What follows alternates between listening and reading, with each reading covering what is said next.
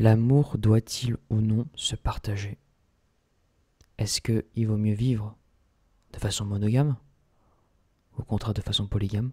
Est-ce qu'il faut le faire en le disant à la personne de manière officielle ou est-ce qu'il faut le faire secrètement de façon cachée? Ce sont les questions qui sont abordées dans L'insoutenable légèreté de l'être de Milan Kundera. Thomas, personnage principal du roman, est un chirurgien tchèque.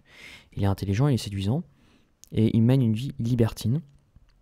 Et dans cette vie libertine, il ressent un profond vide intérieur. Et un jour, il rencontre une femme nommée Teresa et il tombe profondément amoureux d'elle. Il accepte tout d'elle.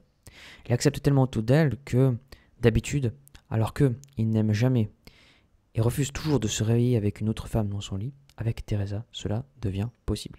Il accepte absolument tout de Teresa. Tout ce que une de ses conquêtes qui font partie du champ de son libertinage ferait, chose à laquelle il ne serait pas du tout d'accord, chose à laquelle il n'aurait aucun accord, eh bien avec Teresa, c'est pas le cas et il accepte tout. Signe que, d'une certaine manière, il est très amoureux d'elle.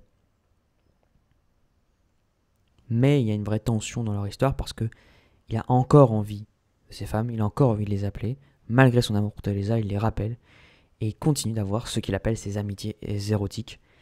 Tandis que Teresa, elle, est absolument malheureuse de cette situation.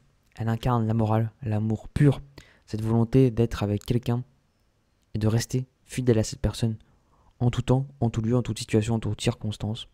Et évidemment, Thomas rend cette femme malheureuse et Teresa également souffre des infidélités de Thomas.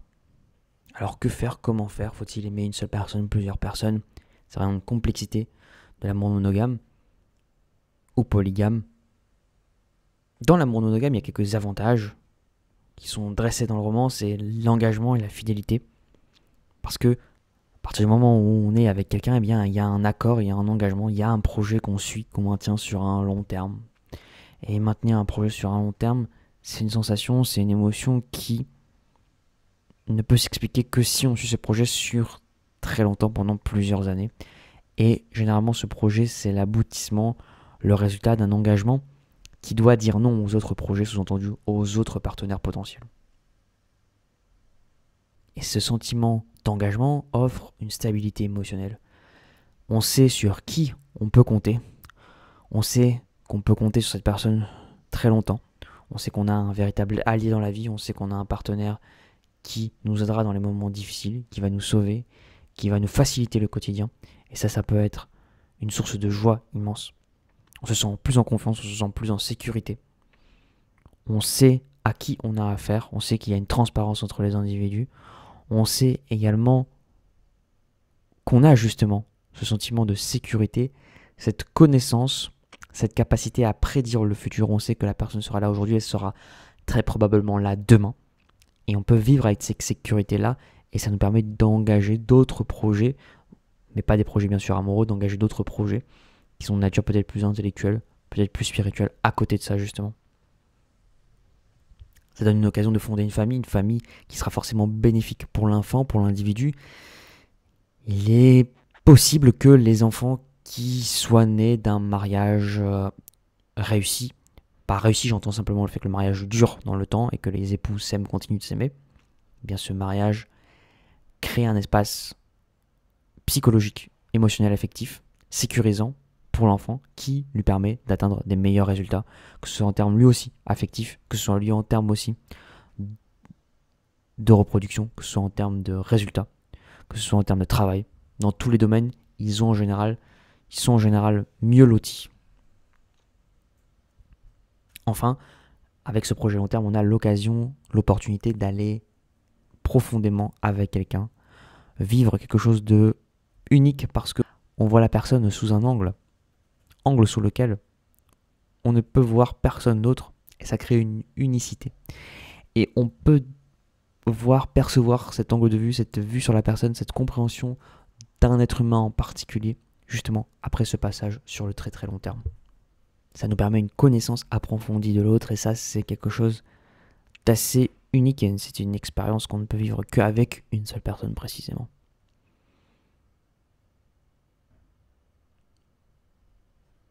Bien entendu, il y a aussi des avantages à l'amour polygame ou au polyamour, l'exploration de la diversité. On peut avoir plusieurs partenaires, relations sexuelles. Ça permet de mieux savoir qui on est. Ça permet d'avoir de nouvelles attentes, de nouvelles expériences. On peut répondre à des besoins variés. D'une certaine manière, chaque personne qu'on aime représente un fragment de nous. Et dans les relations polygames, on peut trouver des satisfactions avec des besoins émotionnels, intellectuels, spirituels, sexuels différents que les êtres humains ont tous. On a tous ce besoin de différence. Et ça peut donner justement un sentiment d'être complet, de complétude, de plénitude, parce que précisément, on va avoir accès à diverses sources d'expérience. Et ça peut créer une richesse dans l'expérience, éviter le quotidien, la routine, la continuité, la monotonie, être dans l'aventure, l'inattendu, la surprise, multiplier les points de vue, multiplier les rencontres, multiplier les individus, les tâches, les genres, les âmes, les sentiments. Ce qui donne peut-être un aperçu du réel plus complet, ce qui donne peut-être aussi le sentiment de ne jamais s'ennuyer. Et à cette question, faut-il favoriser un type d'amour sur l'autre? Il n'y a pas de réponse universelle. Chacun aura sa réponse à un moment précis. Chacun aura sa réponse à un moment précis, en fonction de son sexe, en fonction de ses habitudes, en fonction de ce qu'il a vécu, en fonction de tout un tas de paramètres. Mais Milan Kundera, dans ce roman, propose une réponse avec un personnage. Il propose justement de répondre à la question, mais avec nuance, exploration. Une réponse un peu du oui et du non. La réponse de Milan Kundera passe par l'exploration du couple, légèreté et pesanteur. C'est le couple qui est présenté dès le titre du roman, l'insoutenable légèreté de l'être. Insoutenable parce que il y a une légèreté qui va s'opposer justement à la pesanteur. Ce sont les deux motifs principaux du livre. Alors, le concept de lourd et de léger ont été analysés par Parménide, un présocratique du 5e siècle avant Jésus-Christ, et il a fait une distinction fondamentale entre le léger et le lourd dans son poème de la nature. Et selon Parménide, le léger représente le monde des apparences, le monde de la variabilité, de l'illusion. Il est associé au changement, à l'impermanence, à la multiplicité. Le monde léger caractérisé par la diversité des objets, des formes, des expériences qui nous entourent. Mais c'est une illusion qui est trompeuse, qui est soumise à un flux constant avec des changements et des contradictions. Et on est sujet à l'erreur dès qu'on va s'engouffrer dans la voie de l'illusion, dans la voie justement de ce monde des apparences, de la variabilité, de l'illusion. D'un autre côté, Parménide identifie le lourd comme le monde de la véritable réalité. Le monde lourd est immuable, éternel et cohérent. Il est inaccessible au sens et à l'expérience quotidienne. C'est un monde de l'espace, du temps qui ne subit aucun changement. C'est le vrai objet de la connaissance rationnelle et de compréhension philosophique. Pour ceux qui sont familiers de la théorie des idées de Platon, j'essaierai d'expliquer peut-être dans une autre prochaine vidéo, la théorie de Platon, elle dit que justement, le monde dans lequel on est, eh bien, c'est un monde où tout change, et le monde des idées, le monde des concepts, c'est le monde où tout est stable, régulier, et qui ne change pas. Et la distinction entre le léger et le lourd chez Parménide est interprétée comme une opposition entre la doxa et la vérité. Les apparences de notre doxa, ce sont des apparences. On a l'impression d'avoir des bons jugements, mais en fait, ce sont des jugements qui vont changer, qui n'ont pas de vérité absolue, déterminée. Alors que la vérité, c'est ce qui est sans changement, qui reste pour toujours. Prenons un exemple. Si vous pouvez avoir des opinions sur l'amour, pensant que l'amour, tantôt c'est quelque chose de bien, de mal, au contraire. Mais vous pouvez atteindre aussi des vérités. Par exemple, en mathématiques, on peut atteindre des vérités. 1 plus 2, 1 plus 1 égale 2. C'est une vérité qui sera toujours le cas. Ça ne pourra jamais changer. La définition d'un triangle, ça ne pourra jamais changer. C'est une forme géométrique dont la somme des angles fait 180 degrés. Et ça, ce sera toujours vrai, toujours, tout le temps. Ce n'est pas une opinion, ça ne va pas changer dans le temps. Milan Kundera applique ce couple légèreté et poids dans la vie des personnages, mais avec un enjeu concret, celui de l'amour. Et il suggère que la légèreté, c'est la capacité de vivre sans attache, sans conséquence. Mais pour Kundera, cette légèreté pose problème parce qu'elle est insoutenable et elle prive la vie de sens et de valeur. Et d'un autre côté, le poids, représenté par le lien affectif, les responsabilités, la relation monogame, eh bien, elle apporte une dimension profonde à l'existence, mais c'est un poids qui est très lourd, qui est très étouffant à porter. Les personnages vont justement essayer d'explorer cette quête de la légèreté et de la pesanteur. Thomas, c'est quelqu'un qui a un certain goût pour les aventures légères. Il évite les liaisons durables et veut saisir l'immensité du monde. Et il est pris dans une dualité constante parce qu'il a quand même en lui cette pesanteur qui fait qu'il a envie d'être avec Teresa, il a envie de lui consacrer son temps, son énergie. Et dans son cœur, il n'y a de place que pour Teresa. Elle le fait s'attacher à des principes. Mais tout au long du roman, Thomas ne trouve pas vraiment la solution. Il ne trouve pas vraiment la solution parce que il est toujours indécis. Il est avec Teresa, mais il continue d'avoir des aventures. Donc, d'une certaine manière, il est au milieu de la tension, légèreté, pesanteur. Mais cela ne le rend pas heureux. Cela ne le rend pas heureux parce que quand il va voir ses conquêtes éphémères, il sent qu'il n'a pas envie de passer finalement tant de temps que ça avec elle. Et lorsqu'il revient vers Teresa, il est tenté par retrouver ses conquêtes. Et Thomas se répète un proverbe allemand. Une fois n'est pas coutume. Il conclut que ne pouvoir vivre qu'une vie, c'est comme ne pas vivre du tout. Pour Thomas, on n'a qu'une vie et on ne peut ni la comparer à des vies antérieures, ni la rectifier avec des vies ultérieures. Ça veut dire que d'une manière ou d'une autre, on ne pourra jamais qu'être dans l'insatisfaction. On ne pourra qu'être dans l'insatisfaction parce que même si on choisit la vie d'absolue liberté, on pourrait penser qu'il nous manque un projet, qu'il nous manque un sens, qu'il nous manque une direction. Et si on choisit la vie d'un absolu engagement, eh bien on pourrait nous dire qu'il nous manque l'aventure, le goût pour l'exploration. Et si on vit entre les deux, c'est-à-dire qu'on décide à certains moments d'être dans une vie de continuité, d'engagement envers un partenaire, eh bien, à un moment donné, la question de l'aventure va se poser. Et pareil, à partir du moment où on va commencer à vouloir vivre un tas d'aventures, eh bien, la question de l'engagement va se poser parce qu'il va y avoir des êtres, des individus qui vont nous donner envie de cet engagement et on va se dire qu'on manque peut-être quelque chose à ne pas s'engager avec cette personne. Et même si on vit entre les deux, avec une personne sur le long terme et en plus avec un engagement léger, où on se permettrait d'être dans un amour polygame, on pourrait se sentir coupable, on pourrait sentir des difficultés morales, que ce soit envers nos partenaires et envers nous-mêmes, dans le récit qu'on se raconte de notre vie et dans le récit qu'on leur raconte. Difficulté parce que ce serait difficile, c'est toujours délicat d'expliquer ce mode de vie à des individus. Et si on leur dit, voilà, je vis de manière polygame, on peut passer peut-être à côté d'individus qui nous rendraient une vie exceptionnelle, qui nous rendraient une vie incroyable, mais qui, eux, voudraient un engagement sur le long terme. Milan Kundera dit qu'il y a peut-être une façon de comparer sa vie dans le roman. Il le suggère qu'il y a peut-être une façon de se dire qu'on peut comparer et voir quelle est la meilleure solution potentiellement, c'est le rêve. Il y a plusieurs façons de faire, plusieurs façons de raconter une vie, une histoire. Et Kundera utilise le procédé du rêve parce que le rêve, d'une certaine manière, c'est vivre un tout petit peu une autre vie. C'est vivre un tout petit peu une vie alternative. Et avec ça, on peut peut-être savoir ce qu'on voudrait, ce qui nous ferait véritablement plaisir. Thomas, d'ailleurs, fait un rêve récurrent qui revient à plusieurs reprises dans le récit. Et ce rêve, c'est qu'il se retrouve dans une petite ville près d'un étang. Il observe un groupe de personnes qui, toutes nues, se jettent à l'eau depuis un plongeoir élevé. Et Thomas est répulsé et attiré par cette scène. Il est fasciné par la beauté des corps et leur liberté dans le mouvement. Mais en même temps, il ressent une profonde angoisse et une sensation d'étouffement. Et en fait, c'est un rêve qui est récurrent parce que Thomas, lui, n'arrive pas à choisir. Thomas, lui, est toujours en train de rêver de la même chose parce que précisément, il est dans cette tension entre la pesanteur et la légèreté qu'il ne parvient jamais vraiment à résoudre. Que peut-être aucun homme ne peut résoudre. Les personnes nues représentent la liberté sexuelle et l'absence de contrainte qui attire Thomas. Mais cette répulsion pour ces individus indique aussi son désir d'intimité, d'engagement, qui entre en conflit avec cette idée de liberté totale.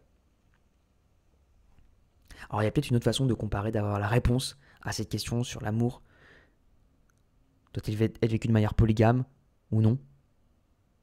La réponse est peut-être dans la littérature, mais aussi dans la philosophie. Alors pourquoi je mentionne les deux? Parce que dans tout le roman, il y a un débat entre la philosophie et la littérature. C'est un débat qui est vieux comme le monde. Débat qui est vieux comme le monde parce que la philosophie et la littérature se ressemblent énormément sur plein d'aspects. Elles sont très complémentaires. Elles sont très complémentaires parce que l'un participe à l'autre et l'autre participe à l'un. Elles sont complémentaires dans leur lieu de rencontre. La philosophie utilise la littérature comme des exemples, comme des illustrations. Et la littérature utilise aussi la philosophie comme une théorie, comme un modèle qu'on voudrait propager dans un roman. Cependant, la littérature et la philosophie sont toujours opposées, sont des domaines distincts avec leurs méthodes et leurs objectifs.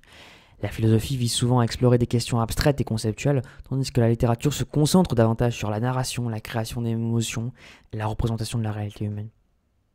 Et Milan Kundera voulait dans ce roman faire un lieu pour que l'une et l'autre puissent cohabiter. Pour que l'une et l'autre puissent cohabiter parce qu'on va avoir comme la tension légèreté pesanteur. On va avoir la tension légèreté pesanteur dans la légèreté de l'histoire et la pesanteur de la philosophie qui va, elle, chercher de trouver la vérité. Et à ce titre, Milan Kundera fait ce qu'on appelle un véritable roman philosophique. Alors c'est quoi un roman philosophique ? Au départ, au sens strict, un roman philosophique, c'est une œuvre qui souhaite introduire dans ses pages des réflexions inspirées d'une philosophie précise. Et en général, le but du roman, c'est de mettre de côté le divertissement au profit de l'intention démonstrative, de démontrer une thèse. Et évidemment, ça pose problème parce qu'à partir du moment où on veut intégrer des idées philosophiques dans une narration, ça va créer une tension entre les aspects philosophiques et les aspects narratifs du récit. Par exemple, dans le roman de Milan Kundera, si vous le lisez, il commence par parler de l'éternel retour de Nietzsche. Il commence par parler de l'éternel retour de Nietzsche, j'ai fait une analyse de l'éternel retour. Donc il n'y a aucun personnage qui apparaît à ce moment-là. Mais d'un autre côté, un roman philosophique, ça peut être l'occasion de découvrir des pensées philosophiques et de faire passer les messages philosophiques à travers la narration. Par exemple, à travers des dialogues, à travers des scènes, à travers des images. Et c'est toute la tension que le roman met en œuvre. Maintenant qu'on a vu la tension, je reviens à la question que j'ai posée, c'est-à-dire le fait que comment est-ce que la littérature et la philosophie peuvent nous aider à répondre à la question faut-il vivre de façon polygame, oui ou non ? La réponse de Kundera est peut-être dans le début du roman. Elle est peut-être dans le début lorsque Kundera fait mention du concept d'éternel retour chez Nietzsche. Alors c'est quoi l'éternel retour chez Nietzsche ? Pour Nietzsche, l'éternel retour, c'est une expérience de pensée. C'est une expérience de pensée qui dit la chose suivante. Imagine que ta vie, tu la revives des centaines de milliers, des milliards de fois, jusqu'à l'infini. Est-ce que la vie que tu mènes dès à présent, tu serais capable de la revivre des milliers, des milliards de fois ? Oui ou non ? Si tu te sens capable d'accepter ton existence dans ses moindres recoins, dans ses moindres détails, avec les souffrances, la pesanteur, la douleur, la tragédie que ton existence t'apporte, et bien dans ce cas, tu es sur le chemin du surhomme, tu es sur le chemin de celui qui parviendra à créer ses propres valeurs, à trouver la solution entre la dichotomie de l'amour passionnel, léger, polygame, et de l'amour profond, amitié, avec un seul individu et un engagement fort. À partir du moment où tu es prêt à vivre ta vie des centaines de fois, des milliards de fois, de la façon dont tu la vis, c'est que tu as trouvé la solution à cette tension, et c'est que pour toi, cette solution fait sens au moment où tu te lances, au moment où tu vis. Si tu es prêt à réaffirmer à chaque seconde que tu passes, que ce que tu fais, c'est la meilleure chose que tu puisses faire à ce moment-là, alors, dans ce cas, tu pourras vivre en accord avec toi-même et ne pas être dans l'indécision dans laquelle reste Thomas tout le roman, parce que Thomas n'est pas prêt à revivre cette expérience, il n'est pas prêt à revivre sa vie de la même façon, à tout moment. Alors que toi, à partir du moment où tu trouves ta propre valeur, tu peux le faire.